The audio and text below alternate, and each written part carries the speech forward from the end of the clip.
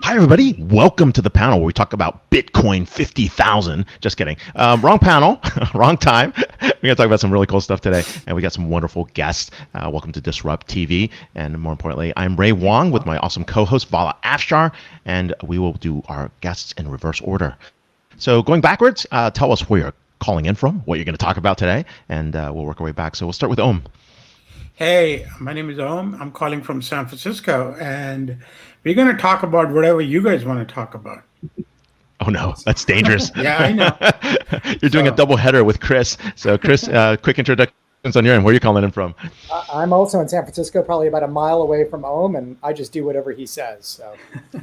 Oh, no, this is a cascading issue. All right. We'll go to Rita. So where are you calling in from, and what are you talking about today? I'm in Princeton, New Jersey, and I think we're talking about inflection points and what happens next. Ooh, lots of inflection points out there, especially right now. All right, well, with that, we're going to do some quick countdowns before we start the show. For those of you following, this show is sponsored by Robots and Pencils and IFS. We thank them very much. So with that, we'll do a quick countdown. 3, 2, 1, and we'll begin. Hello and welcome. Thank you for joining us on Disrupt TV. My name is Vala Afshar. I'm the Chief Digital Evangelist at Salesforce and your co-host for the next hour. We welcome you to follow us on Twitter at Disrupt TV Show. Send Ray, myself, our distinguished guests, your questions live using hashtag Disrupt TV, and we'll do our best to answer them during the show. It's my pleasure to introduce my co-host, Ray Wang. He's the CEO and founder of Constellation Research. He's the best-selling author of Disrupting Digital Business, and he's on a new book tour right now, 20-city tour across the U.S. for Everybody Wants to Rule the World. This book is launched officially next week, if I'm not mistaken, July 13th. So a must-read. Ray's regular television, business, and technology news contributor. You see him on Fox Business, Yahoo Finance, CNBC, Wall Street Journal, and Cheddar. In my opinion, he's one of the top futurists to follow on Twitter at RWANG0. Welcome, Ray, to Disrupt TV. Hey, thanks a lot for having me on the show. And today we've got my awesome co-host as well, Vala Afshar, the Chief Digital Evangelist for Salesforce. He's also the author of The Pursuit of Social Business Excellence. Executives around the world pay attention to every one of his inspirational, insightful tweets. And when he's not hosting, keynoting, or leading events at Salesforce, you can find him speaking on business TV outlets such as Bloomberg and, of course, posting insightful analyses on ZDNet. But it's never about us. It's about our awesome guests. We have one really awesome thinker here. And of course, who do we have here today to kick it off, Vala? Absolute privilege for Ray and I to have Rita McGrath, best-selling author, sought-after keynote speaker, longtime professor at Columbia Business School. Rita is the founder of Valise. Valise helps organizations build lasting transformation capabilities as the basis for long-term shared prosperity. Rita is widely recognized as a premier expert on leading innovation and growth during times of uncertainty. She received the #1 Achievement Award for Strategy from the prestigious Thinkers 50 organization and has been consistently named one of the world's top 10 management thinkers in its biannual ranking. #5, the most latest ranking. As a consultant to CEOs, Rita's work has had a lasting impact on strategy and growth programs of Fortune 500 companies worldwide. Rita is the author of best-selling The End of Competitive Advantage. Rita's new book is Seeing Around Corners, How to Spot Inflection Points in Business Before They Happen. This is going to be the main topic of our discussion coming up. Rita has written 3 other books, including Discovery-Driven Growth, which Professor Clay Christensen cited as creating one of the most important management ideas ever developed. What an amazing compliment from Professor Christensen. You can follow Rita on Twitter at RGMCGRATH, RG McGrath. Welcome, Rita, to Disrupt TV. It's a pleasure to be here. Sorry I had to cut your bio short. We only have 20 minutes. You've done a lot. So thank you for being here. As you know, well, a lot of it is just showing up, right? No, it's more than that. But no, really, it's more than that with you. It's definitely more than that with you. So, but hey, real quick, I mean, you've got some really interesting points, and we're coming out of a pandemic. This post-pandemic future is very different, but the concept around inflection points is really important, especially for executives, especially folks who are in the middle of boardroom planning right now over the summer. Let's talk a little about inflection points and what that means.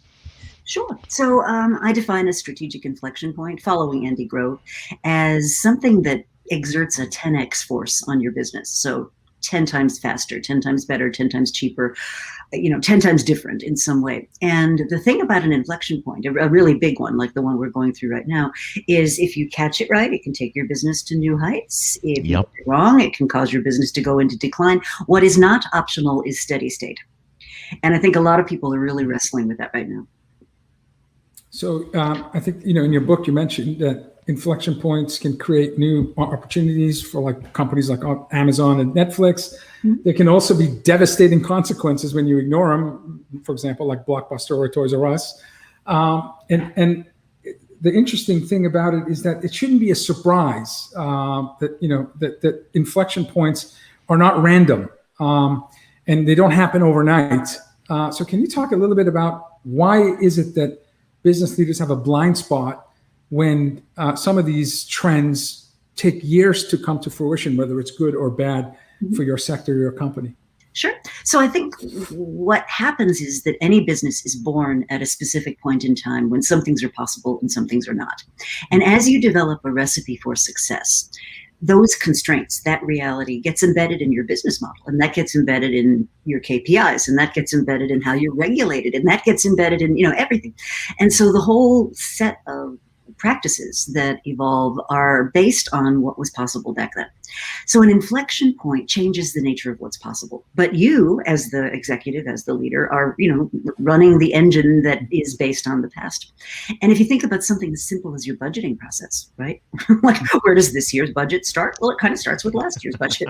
And last year's budget was built to serve something that was in the past.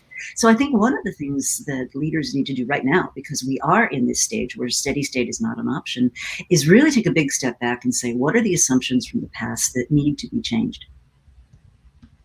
Yeah, that's a wonderful point, right? And especially given the assumptions that we've had over the last, 14 to 16 months, every assumption was blown, right? Traditionally, we'd have like data and analysis, and we look at it, and we'd have a retrospective view of the last week or the week before, right? And now the year before, the comps don't make any sense, and the complete, business environment has changed. And in that kind of environment, there's massive levels of uncertainty. What do we do? What can we anchor ourselves on? What can practical actions leaders can take and say, this is a baseline, this assumption is no longer true. We have to ask different sets of questions. What do they have to do to get there? Well, one of the comforting things, I think, is that a lot of the tools that people that work in innovation use are very applicable to regular business today. So rapid learning, experimentation, do some A/B testing, develop your hypotheses, and don't be afraid. I think one of the things people can really help each other with is try hard to avoid this need to be right. Like if you can say, it could be this option, it could be that option. We have no data about which one is the correct one. So what we need to do is learn what the correct one is. And, hardcore business leaders are often really struggling with this notion that my experience doesn't mean anything right now. The only thing I've got is uncertainty. And the only way out of uncertainty is you have to form some hypotheses and run some experiments. That makes a lot of sense. That's scary, though. It is. Experimentation can be scary. We recently had Professor Scott Galloway, NYU School of Business, and he talked about macro trends, globalization, digitization, and he calls it great dispersion, this decentralized, digital-only world that we've been living through in the past year and a half. And I asked him, how are your students, the nature of questions, the changing curriculum, what's the impact of teaching our future leaders about dealing with uncertainty and fear and this once-in-a-lifetime experience that we've all had in the past year and a half? Can you talk a little bit about the relationship with you and your students as we're going through this journey? Sure. So I teach mostly executives. So I'm kind of with a group that's a little bit older and not just at the beginning of their careers. Well, I think the first thing that is interesting is that we're appealing now to a much more broadly dispersed group of people. So, since I'm teaching live online, I can be talking to people in Ghana and Pakistan and India and you name it. Right. So we're able to come together as a community in a much more holistic way than if we had to sort of schlep everybody to New York. So I think that's something. I think the second thing that I'm certainly seeing is this hunger for help me make sense of this, help me understand what's going on. I don't want to learn about, the sensor razor from 1990. I really want to understand what's going on right now and how you can make sense out of it. So I think the pressure for those of us working with populations like that is, how do we create some frameworks for thinking about things that are not things we ever had to think about before? Wow. This makes a lot of sense. And one of the challenges every leader's facing right now is really about leadership styles, right? What's the right leadership style? What's appropriate? They've got a whole bunch of, other, factors that they never had to think about other than P&L. They're thinking about, DE&I, they're thinking about sustainability, they're thinking about other ESGs, right? Those have come into the mix just at the same time as all this chaotic conditions kind of occurred.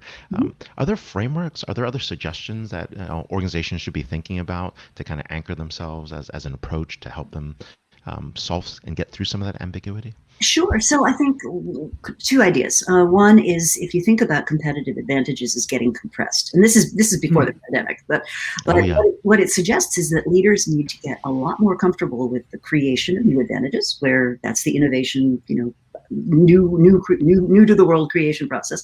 They have to continue to be good at exploiting it, at making the existing business run, but they also have to get better at transforming. So when an advantage is kind of run out of gas, if you don't transform your organization, it's going to take it with, it's going to take it into decline alongside.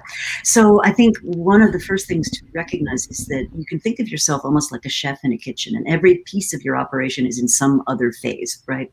So you need to get better at understanding innovation as a proficiency and get better at healthy disengaging. So there's some very practical things that you need to kind of build up your skill set on. So that's one. Second one is, I really think there's no substitute for taking a good hard look at your portfolio of things you're working on right now. So what's in the core, like what's candidates to be the next generation core? What are some of those experimental options for the future that you're investing in, not because you want to make a commitment to them, but because you want to open a door? And how do you guide these executives in terms of measuring innovation progress and the different levels of innovation? Well, that's another thing a lot of people don't understand. So you look at things like how many ideas have we evaluated, how many ideas have made some progress through the incubation stage, how many things got out the other end, how material are they? Are we stopping things early enough if they don't look as though they're going to have a lot of promise?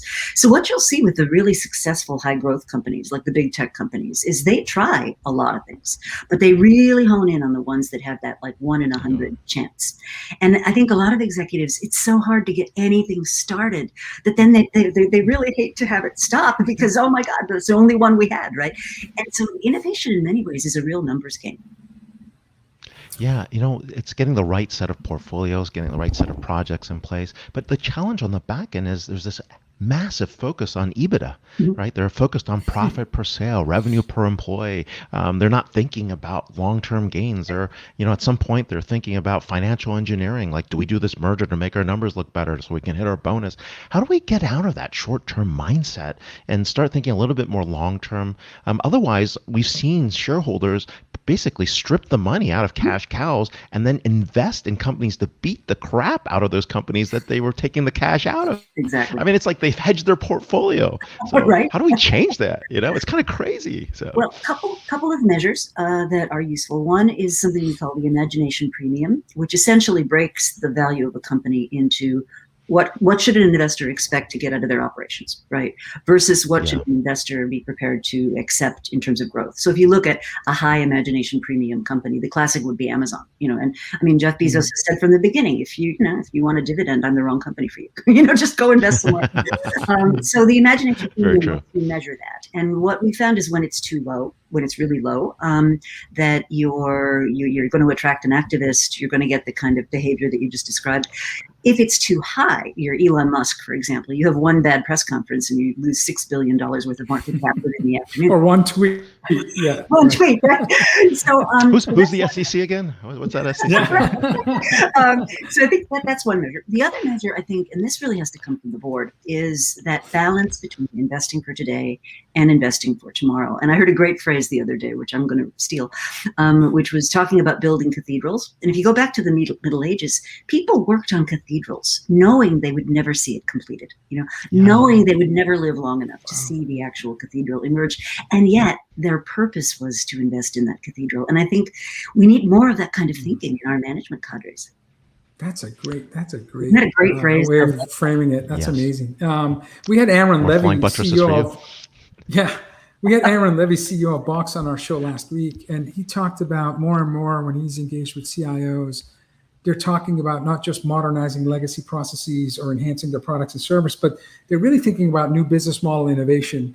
Do you get a sense that the pandemic was an accelerant for companies to really think about new revenue sources and new ways of connecting and gaining market share?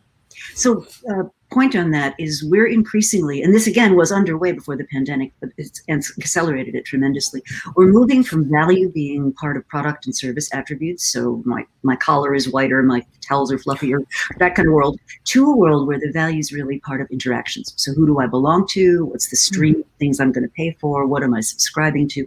And so it's moving really from this more sort of traditional world of the business school textbook to a world where it's all about interactions and how you can make those more valuable to a whole ecosystem of people. So that's one. The other thing that we know, and this was written about in a wonderful book called The Imagination Machine, we know that unexpected stuff prompts human beings to engage their imagination. So that when things are steady state and normal, we just kind of operate on autopilot because it's too exhausting to pay attention to everything. But when there's something like a pandemic, what happens is it lights up the parts of our brain that go, whoa, something different's happening. I need to have a novel response.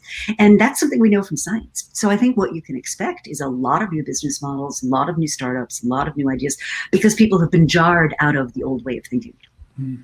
That's a great point. We're seeing massive shifts in terms of how people are working. We're seeing massive shifts in terms of the concept of where work occurs. We're seeing shifts in terms of business models. We're seeing that decentralization trend come into play in terms of how we actually finance things, access control.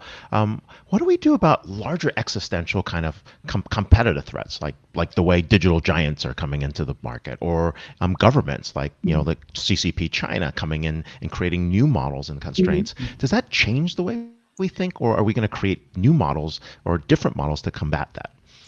There will be new models. So the first observation I would make is that it takes institutions between 15 and 25 years to catch up with emerging reality.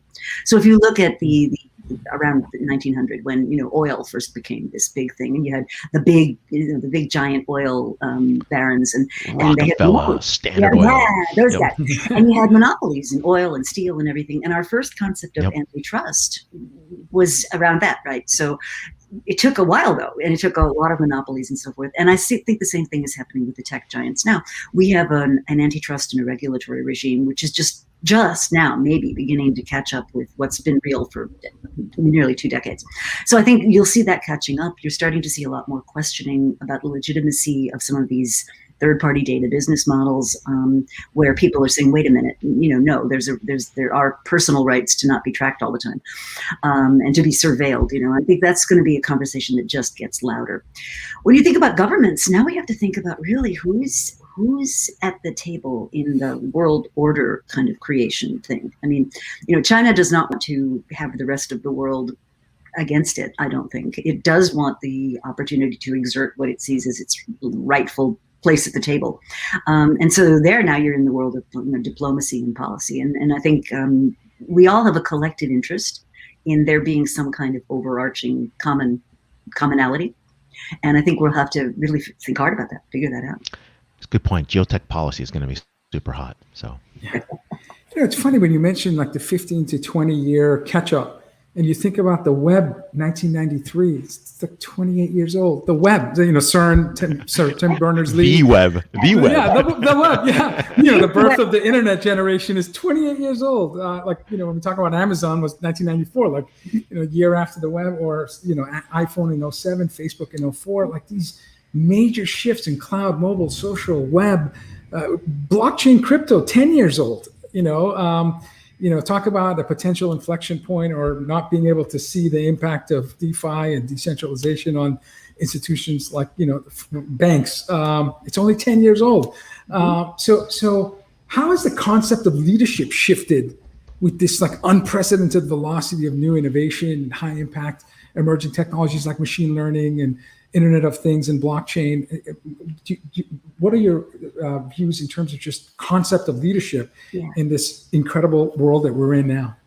Well, I think leadership has really gone from the assumption that the guys at the top of a hierarchy know what's going on and tell everybody what to do, right? I mean, that's like not the case anymore.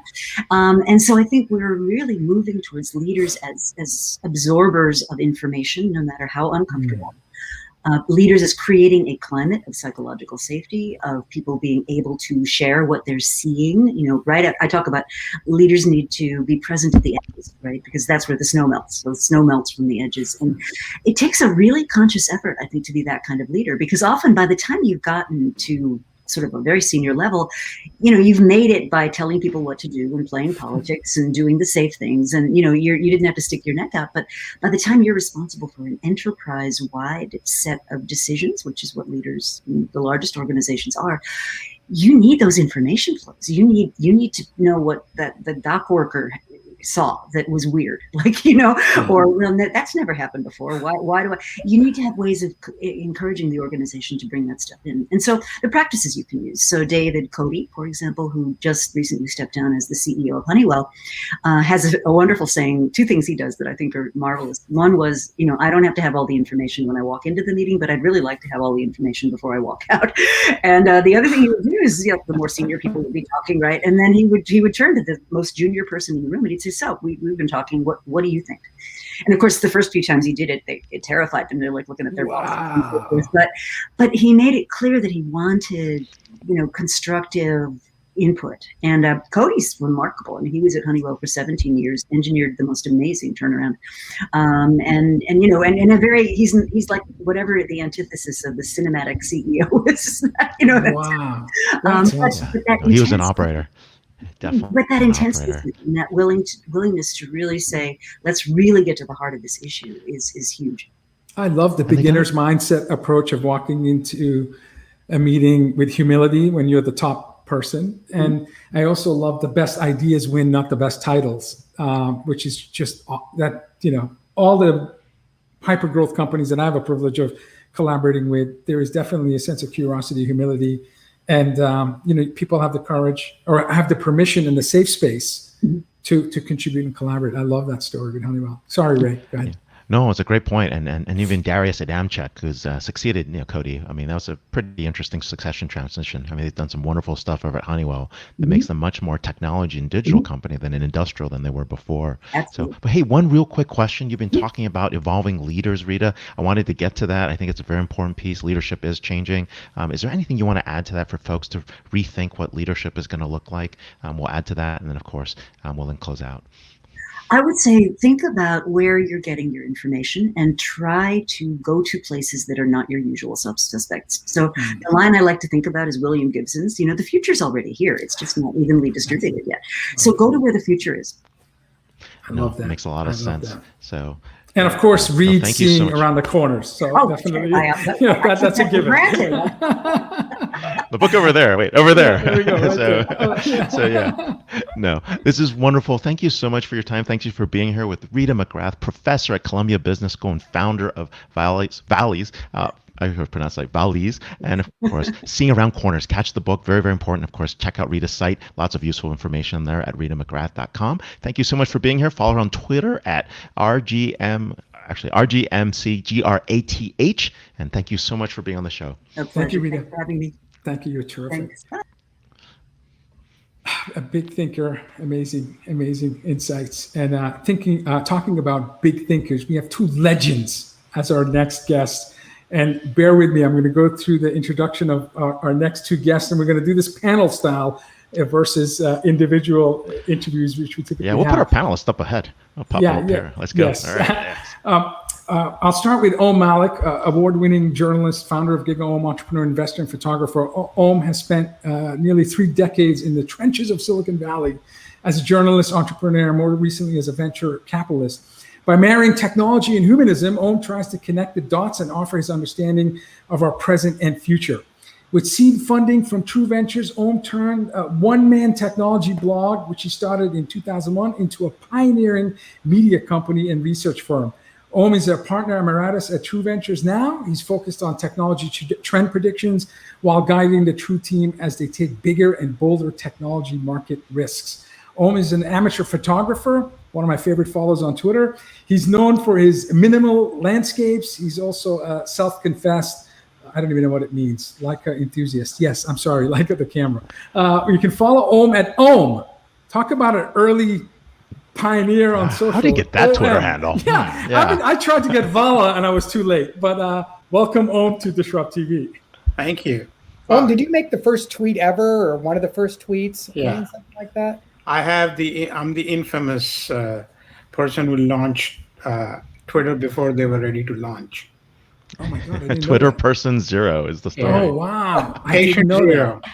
Well, with over 1 million followers, it makes sense that you were an incredible early adopter. And with Om, we have Chris Michel, is the inaugural artist in residence at the National Academies of Sciences, Engineering, and Medicine.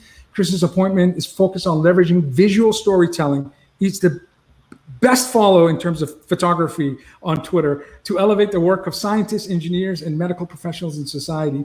Chris has spent many years working with the National Academies in Sciences and Communications.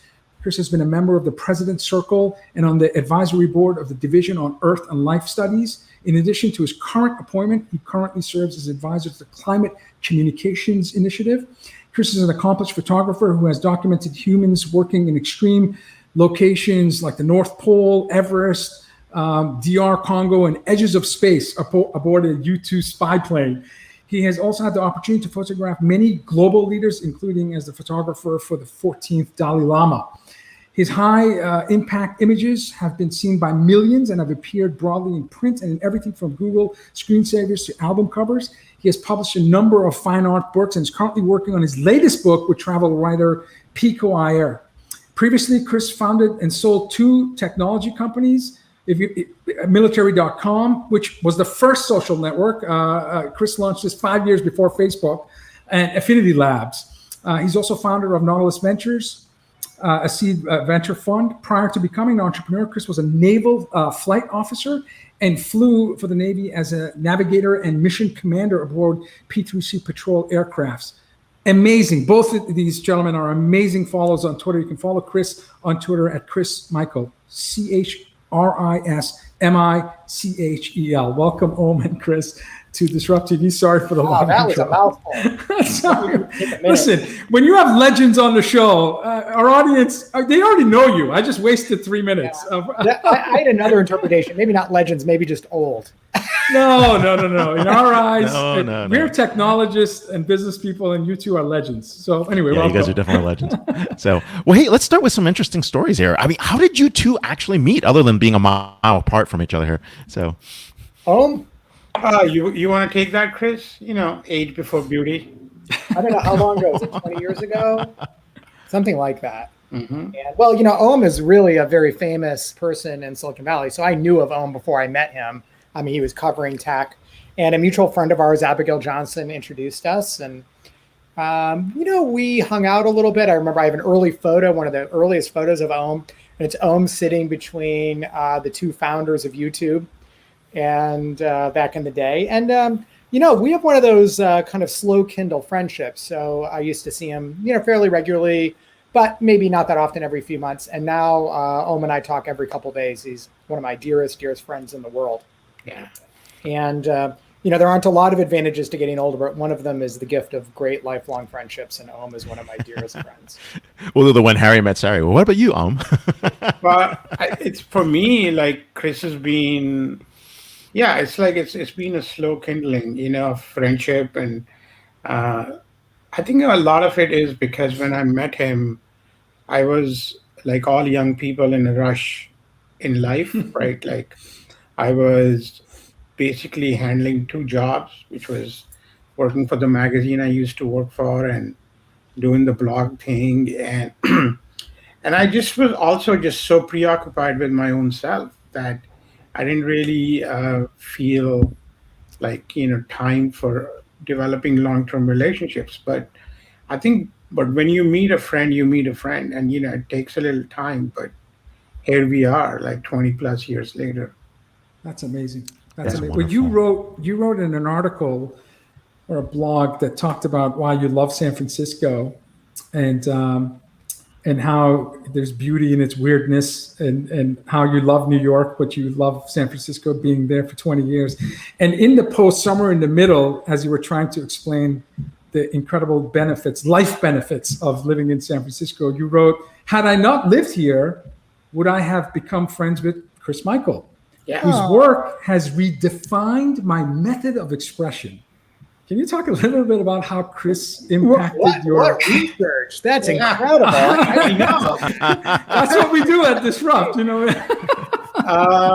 No, so I'm a lover of New York. Just to be clear, like I left New York in March 2003, kicking and screaming.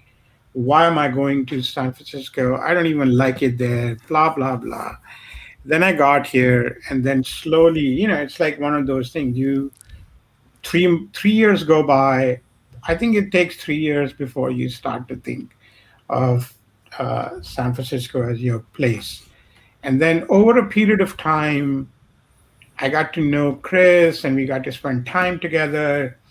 And in 2015, after GigaOm, shut down.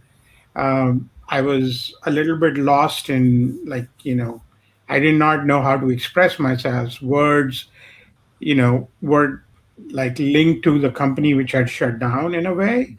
And I used to take photographs, but with my iPhone. And Chris is one of the 3 people who told me to step it up and time to get a real camera and actually go. Because he saw something in the way I was taking my iPhone photos that I was ready for something bigger and better. And so in that process, he became a mentor. In India, we have this concept of guru, which you basically, it's not about the guru being just the teacher, but it's also being the guide through your journey. And I think because of that, I learned the art of expressing myself visually, and Chris has been a big part of it. And as I say, he taught me a new way of expressing, because I knew how to use the words and write and all that kind of stuff. But I think taking photographs and using them to kind of show how I feel and where I am in life and in my headspace, that's something I've learned from Chris. And you talked a lot. You talked a lot about that in that interview on Leica, To the End of the Earth, right? Where you both jump in and talk about those stories. Share a little bit about what that was like, that transformation, to be able to go from that what you were doing to actually completely that whole visual communication that you now do. So I think it's not very different, really. I think that idea, it takes a little while for you to come to it. In a sense, you're essentially trying to express. And sometimes when you're expressing, you can use words or you can use visual arts. And I think learning how to use, what's in front of me, what is in front of the landscape, and kind of, paring down the landscape is no different than what I used to do with my blogging. Blogging was for me not it's not about the longest piece, or it's not about, a lot of throat clearing. It was essentially presenting the essence of something clearly, concisely, with a strong point of view. And my photography essentially became that. It was not about everything. It is about the essence of a place and expressing it, how I feel about the place in that very limited sense of in a very edited palette. And I think that it probably is the journey which I took from blogging into visual expression. The Glacier View pictures, the leak. It's just amazing. The Leica is amazing. Your Leica is amazing. Let's just start there. So, can I just build on something Om said? As you're listening to this thing, you can think about photography very literally, which is about making pictures and putting pictures on the internet or printing them. But, I think when Om is talking about it, and I certainly share this, we mean this as kind of photography and visual storytelling and art as a way of seeing the world and as a way of living. You know what I mean? So if fully embraced, it changes how you interface and see the world, right? It slows you down. It gives you deeper appreciation for moments and the impermanence of life. So, what's wonderful about photography, unlike almost any other kind of art form, is every single person listening to the show has the possibility and quite straightforwardly to become a good photographer. And so that joy that Om and I both share, and it's become the purpose of my life, is something that's available to all of us. And it may be photography, and it may be writing, or it may be doing a show, but this creativity really enhances life. But it's Chris, deep. It's the depth. It's the focus. It's the aperture. I mean, it's the grain. I mean, you hit them all at the same time. I mean, not that I'm an expert in photography, but it's amazing. As an amateur. Good photos of food, Ray. I love your photos of your barbecue. Yeah, but this is like a whole nother level. I mean, this is amazing. Yeah. I mean, these guys. But Chris, Om recently wrote that photography is an expression of what I'm feeling at that moment. When you guys are in these hard to get places, where all you see is vastness of ice and, it seems like, you're now purposefully lost in places you want to be and trying to understand, humanity and the environment. And what does photography mean to you? How did you get involved in photography and the lessons that you learned in terms of being present, slowing down, appreciating your surrounding? How would these lessons translate to being an investor or an entrepreneur? Would you have managed military.com differently, or do you manage how you invest in startups or entrepreneurs because now you have a different approach, different mindset that's born in you because of your photography experience? Well, Vala, that was like 19 questions. Yeah, sorry. Yeah, so what does photography mean to you? I'll throw out a crazy kind of idea. So you said, how would it have informed my two companies? And one thing, reminds me of a mentor of mine, Bill Solomon, who's a professor at Harvard Business School, who's an amazing person and very influential in my life. And, he said something a few years ago. Do you remember that whole debate about, do you need to go to college if you're going to be an entrepreneur, Yes. or do you need to go to get an MBA, or if you have companies have MBAs, they're going to reduce the valuation of the company. There's that whole movement, and that might even still be going on. And you know what Bill said, and I thought this was very wise and very helpful to me, is he said, for many people, their real objective in their life is not to start a company or to be an entrepreneur. Their real objective is to live a good life, right? To appreciate moments. And I guess one thing I would say that photography has done for me is give me a deeper appreciation of the real purpose of companies for me. So for me, the real purpose of military.com and Affinity Labs was not about creating value. It was, not creating about financial value. It was creating an experience for the people that worked at my company, for the people that we touched, that would be an important experience in our lives. You know what I mean? So it was actually about the memories. I sit on boards and I take photos. People think the conversation in the boardroom is so important. We forget those so often. What we remember are the people, So when Om and I are out in the Arctic, it's interesting. He and I are not shooting the same thing. Om is shooting the landscape and connecting with a kind of deeper meditative state, and I'm shooting Om. So we photograph, I think, what touches our heart, and what touches my heart, and this is my job at the National Academies, is people that inspire me, and people like Om inspire me. So I think the one point I will make, just as an add-on to what Chris said, I think for me, photography has been about learning to, the concept of imperfection. Like it literally is. And I think a lot of founders could just benefit from embracing imperfection, because we live in a world where everything has to be perfect. Everything has to be tag sharp, and everything has to be just so. And photography for me, like every time I take a picture, it's not about being perfect. It's just about being how what is good enough for me at that very moment. And I think if we take that and we take those slices and put them, one after another, we end up having an interesting, successful life.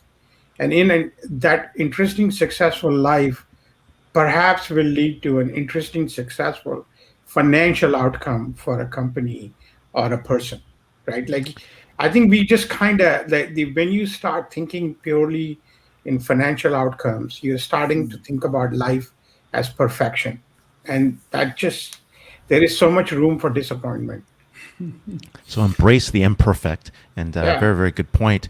When I first moved out to San Francisco in 1996, it was about All right. 25 years ago this month, and it was imperfect. The city was imperfect. It was a very different city, and I think you've all experienced that through the different years that's crossed there. I want to ask you guys what you think, and where are we in terms of the city, in terms of San Francisco itself? Is it the same San Francisco? Has it changed in the past decade? What's the good, the bad, and the ugly on your ends, and what do you guys see? Chris, you want to take it? That's a very rich topic. Let me try the non-obvious answer. There's so many places to look to be disappointed in the city of San Francisco. We have high expectations for the city. And I think the real danger is we get by the way, this is not just relevant to San Francisco. We get so focused on what's wrong, we don't appreciate all the wonderful things that we have in this city. In fact, my girlfriend Sophia and I were running today, and we were commenting, what city in the world has everything that San Francisco has? Weather, beauty, nature, people, innovation, ideas. We couldn't come up with one. There are many great cities, but San Francisco is one of the world's great cities. But mostly I just hear about all of the problems. And I'm not diminishing these problems. I think that they're very real. But I think an important idea is let's be sure that we do appreciate our lives every day and how much we have, because we have a lot. And there's a lot to be thankful for in the city. Yeah. No. Like you, Ray, I've been here for a long time. And one of the lessons I've learned is people who have spent a limited amount of time in this city complain the most about the city. People who don't live in this city complain the most about this city. Like, again, to Chris's point, it doesn't take away from all the issues we have. And the biggest issue we have is that we have a political class in this city which seems to be managing a city which doesn't exist. No one wants to admit that this is a squarely middle class and upper middle class city now. That is such an affront to San Franciscan thinking that has happened.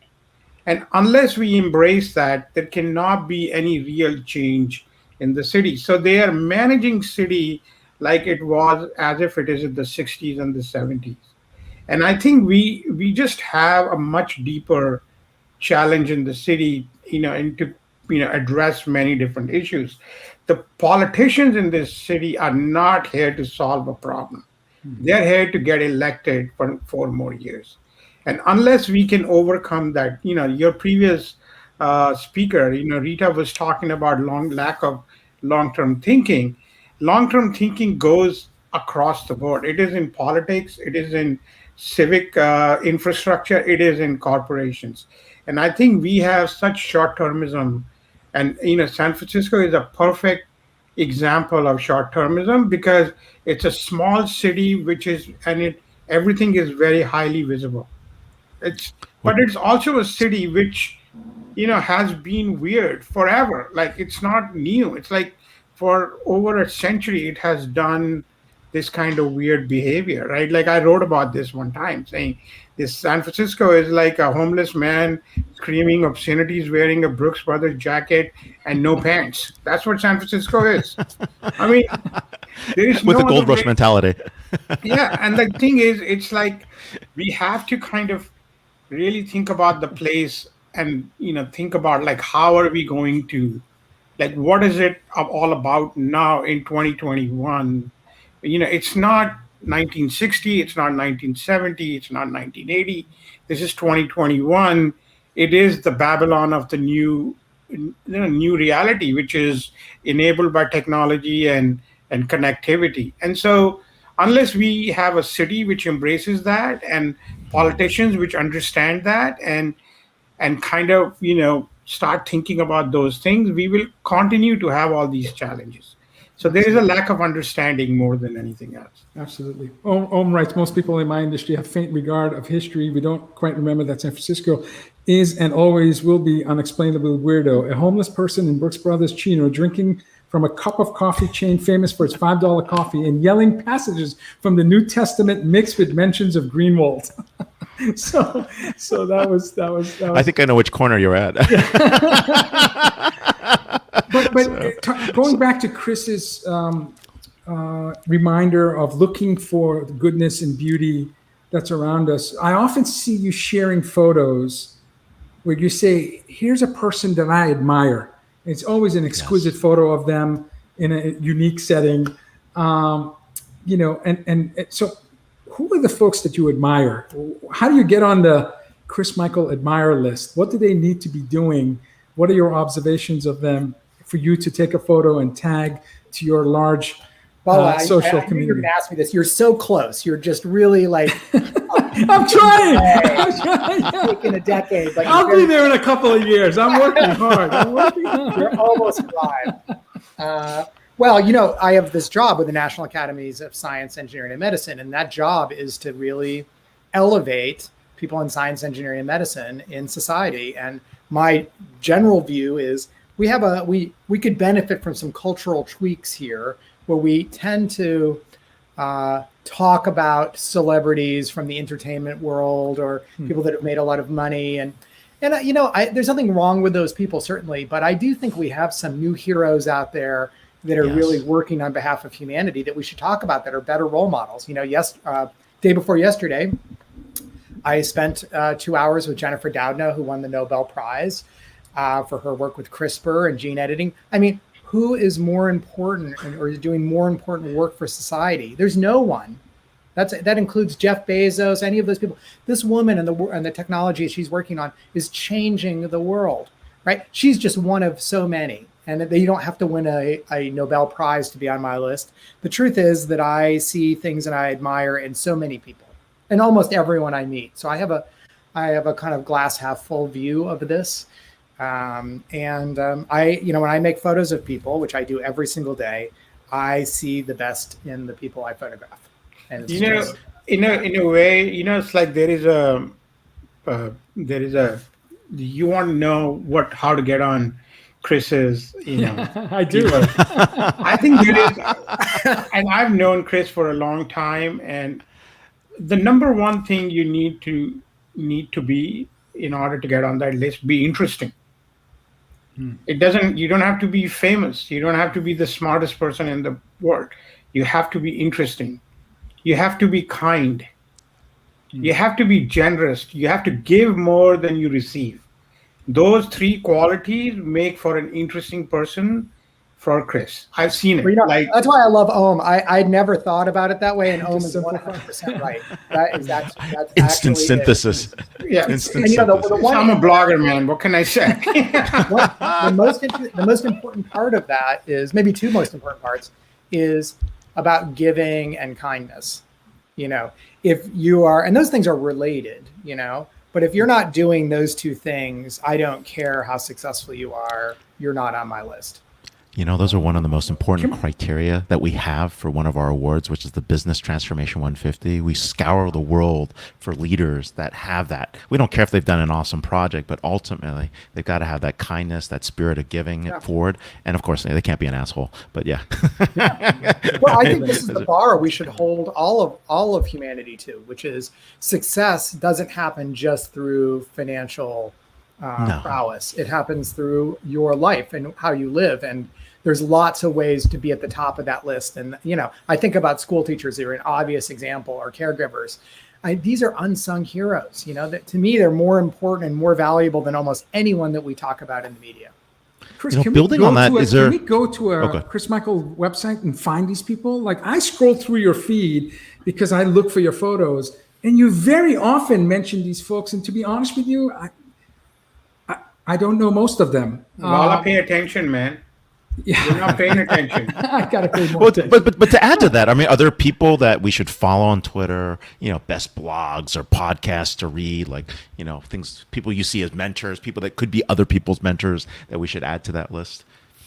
I don't know about you, Chris, but I don't have a list like that. I basically keep finding new people all the time. It's like yesterday I was talking to this guy in LA. He's like a ceramist who started making jeans, and I just wanted to know why. And then I ended up basically learning all about his life story and why he felt that he wants to create things, and it was just a journey for him. And it was just like, he's interesting. Is he famous? No. Will he be famous? I don't know. But I had a great 1 hour chat with him. Will I meet with him? I don't know. But so I think what the other thing, which I think the fourth aspect to what makes somebody interesting is, it's like, how open are you to actually open to other people? I think it's on you, Ray and Vala, to actually be more open and be more receptive of what is out there, and the signal will come to you. I can't recommend people I find interesting. Chris doesn't find interesting, but sometimes there is an overlap, but not all the time. And it's usually when he recommends somebody, they're actually, I'll pay attention. But It's a great point. I mean, the area of interest that's opening up to me right now is I want to understand the immigrant story. I think there's this collection of immigrant values, no matter where you came from, but it's almost like pioneers, right? People were the first generation of something, and being able to look back 3 generations later to see what stayed, what values are there, what's kept. That's an interesting story that keeps popping up into my life.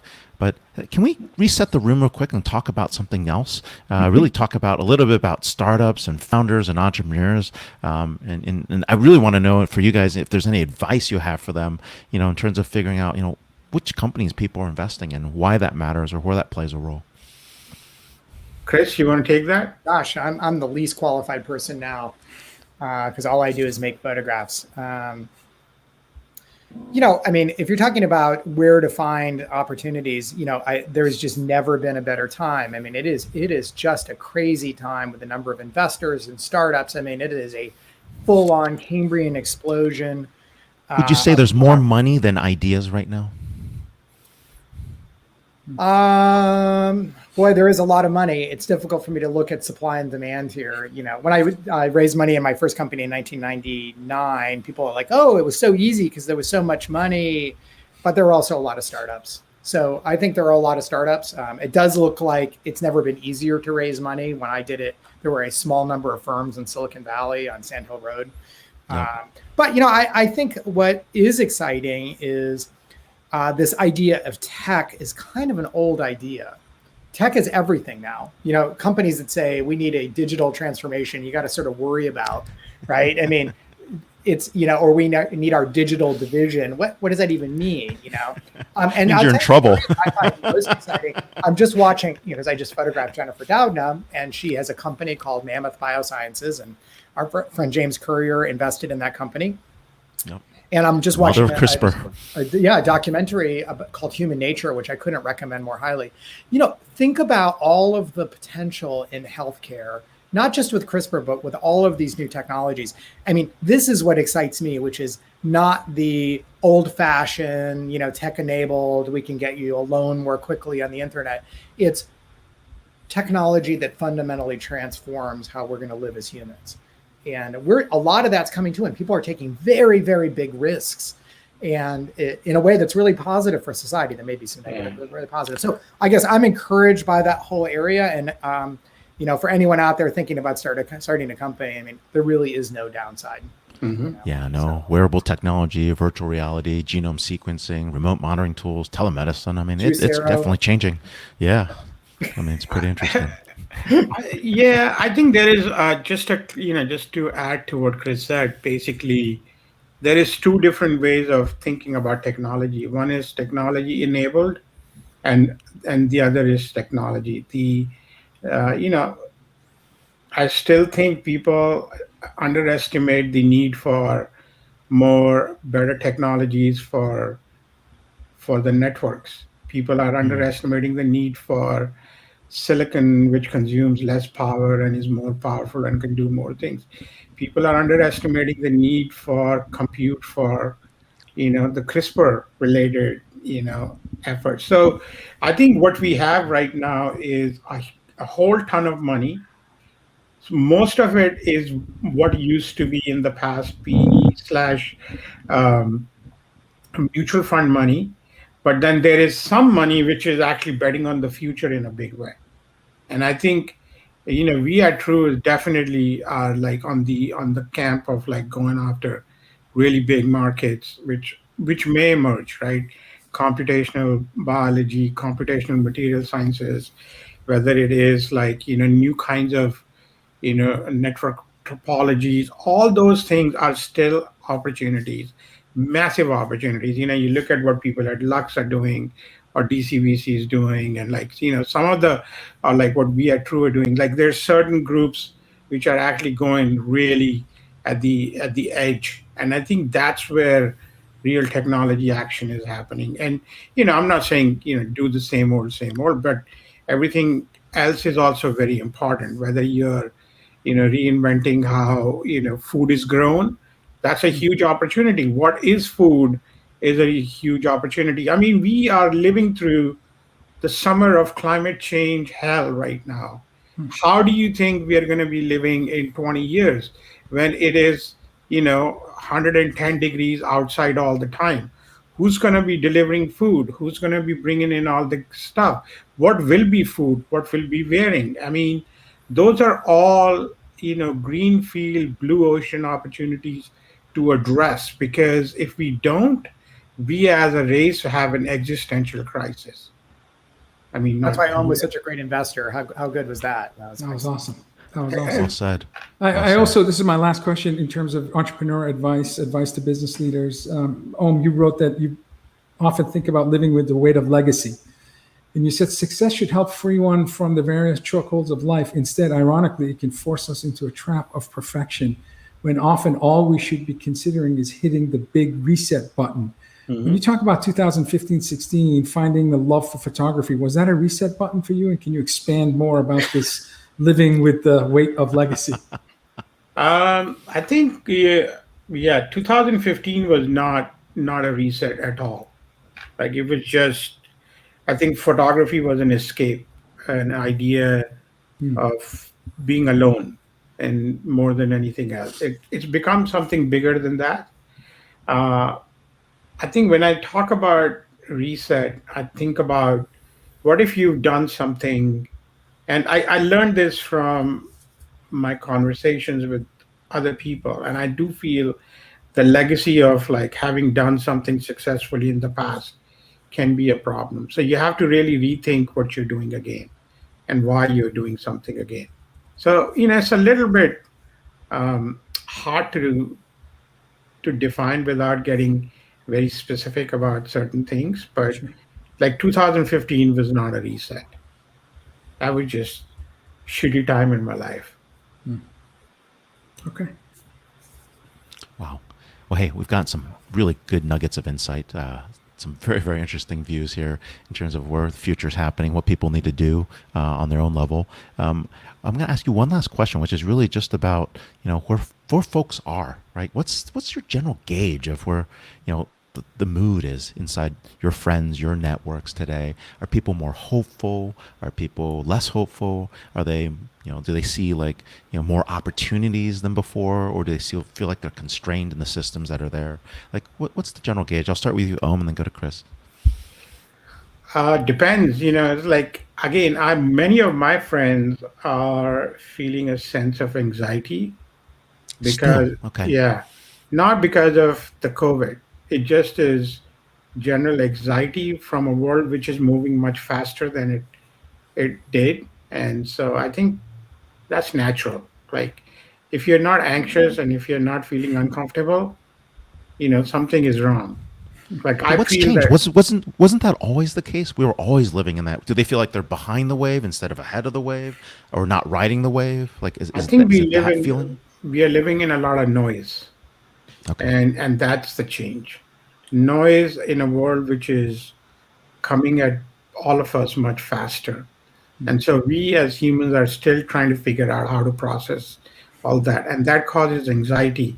Anxiety, however, is also what leads to, you being creative and thinking differently and, doing new things. So I kind of embrace anxiety as a way of forcing new things. So, but I again deal with a lot of founders and a lot of entrepreneurs, and so it's not like and some photographers. You see one on stage who's calm as anything. So is this an Andy Grove? A slight paranoia is a good thing. So anxiety is okay, or you're just saying it's at higher levels than you've experienced in the past?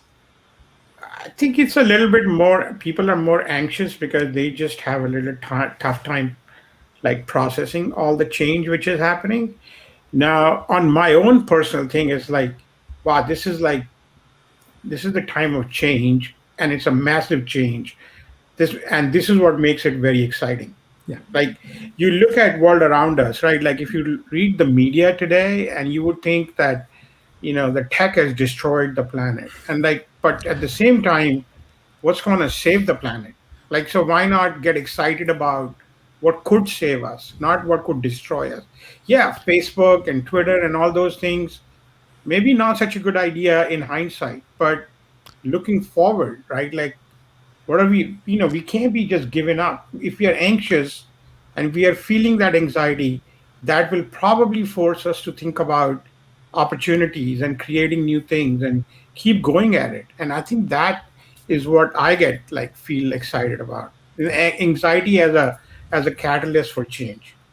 Anxiety is a catalyst for change. I think that's really important. Hey, Chris, real quick, we only got a little bit of time. Any thoughts on your end? What's changed? I think Ohm's nailed it. I think people are more anxious, and the media is playing a very significant role. We're all jacked into the system. And honestly, I think it's requiring us to think about new ways of engaging in the world. We need to bolster our stoic selves. We need to have a philosophical bedrock in which to engage in the world. And I think about Oliver Sacks in the last year of his life and his decision to disengage from reading the news. And I think that there's something to that. I'm not saying that we should live in our own little world, but I am saying that we need to be careful about what we're consuming and ingesting, because all of these people that are providing us content, including our friends, but mostly the media, they have a real incentive in engaging the limbic brain, and there's a danger for all of us. And so I am really careful about who I let into my world and the content that I consume.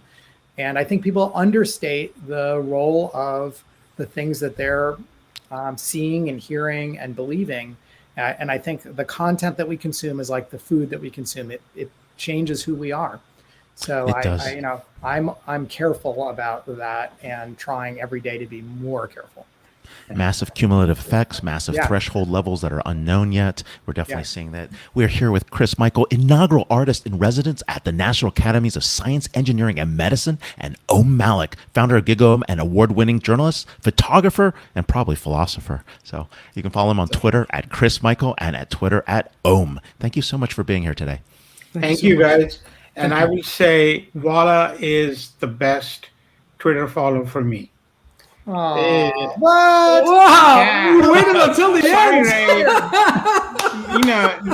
Ray, Ray, you would agree with me, right? Like, I agree with you. I take no offense. I take no offense. King. That's why we're partners. You just made my July. Wow. That's it. I thought I was going to make it 2021, but you did. My God. I'm going to try to edit this last 10 seconds. And of course, I'll follow. And someday I'll make it on Chris's list. But this is great. But thank you, both of you, for having me on the show. That was very kind. And again, while I keep tweeting, man, I really enjoy it. Thank you so much. Oh, yeah. Most inspirational tweets in the business. Thank you. So, hey, thanks a lot for being on the show. And see you in the green room. So, all right. Wow. We are... time just flies with us. I don't know how this works. I just had a drop a mic moment. literally a legend just Yeah, gave me a pretty awesome compliment. Yeah. I might change my bio on Twitter. Ohm's favorite follow. Can I do that? I think you can. I might introduce you that way next week. I might do that. Yeah, please add that to the bio. Wow, that was awesome. But hey, we have no show next Friday, July 16th, because we've got the Constellation Healthcare Summit in Las Vegas. But we do have another show, July 23rd. Who do we have for episode number 243? We have Sunil Karkera, Vice President, Global Managing Director at Designate. We have Jeffrey Ullman, Touring award winner. Yeah, yes, at IT operations at WorkSpot. And we have Clara Shea, who's the CEO of Service Cloud at Salesforce. And board member at Starbucks. Yeah, board member of Starbucks, youngest board member at Starbucks. And yes. she's amazing. So we have incredible, if it's Friday, it's Disrupt, and it's my favorite hour. Of course, Rita, Ohm, Chris, perfect example of how individuals that expand our minds and do it brilliantly. So, Ray, closing. I know you're in the middle of your book tour. Book officially launches on the 13th. Folks like myself and thousands that I know have already purchased the book and are reading the first 3 chapters before the official launch. Of course, I have my entire book, which is great. I feel great about that. Closing remarks and your thoughts, and are we going to be surprised next week when the book is launched? Anything you can tell us? All right. So here's there are Easter eggs throughout the book. People don't realize that there are $3 trillion market cap company ideas in there and $100 billion unicorn ideas built into the book. If anybody sees them and understands them, give me a call. I will walk you through them. If it's over your head, don't even worry about it. The rest of the book is just as fun. But I deliberately put them in there just to see who would call me and connect. Thank you, everyone, if you get a chance to buy it. But more importantly, I just want to thank our readers, our viewers, and all the folks that follow us on DisrupTV. This is an awesome family, awesome community, and we do this every week for you, and we really appreciate the time you spend with us, that you let us in. Hopefully, the content's good enough. You don't close us out. But really appreciate that. Anything on your end, Vala? No, I'm grateful for you capturing these incredible ideas in the book. I'm grateful for the DisrupTV community, and we have fantastic second half of 2021. The show is doing really well, and it's because of our audience and our incredible guests, the best and brightest people in the world. Come spend Friday afternoons or mornings or evenings, depending on where they are with us. And it's just a super humbling experience for Ray and I. Super humbling experience.